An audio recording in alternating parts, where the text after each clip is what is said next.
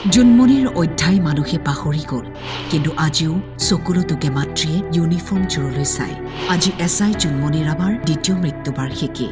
অকলশৰীয়া মাতৃয়ে চাকি বন্তি জ্বলাই কন্যাক সোঁৱৰিছে মাতৃৰ চকুত ভাহি থাকে সেই কথাবোৰ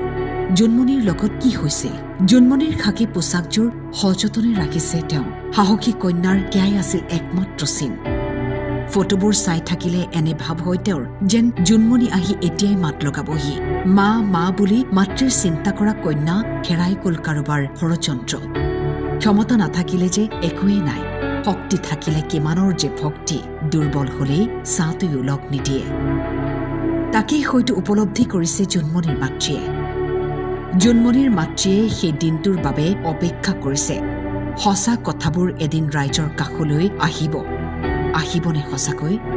জুনমনিৰ মৃত্যুৰ পিছতো হাজাৰ হাজাৰ প্ৰশ্নই মাতৃক খুলি খাইছে এছআই জুনমনি ৰাভাৰ দ্বিতীয় মৃত্যুবাৰ্ষিকীত মাতৃৰ চকুত চকুলো ঈশ্বৰ ইমান কঠোৰ হ'ব নোৱাৰে কেৱল অপেক্ষা কৰিছে নিউজ ডেস্ক টাইম 8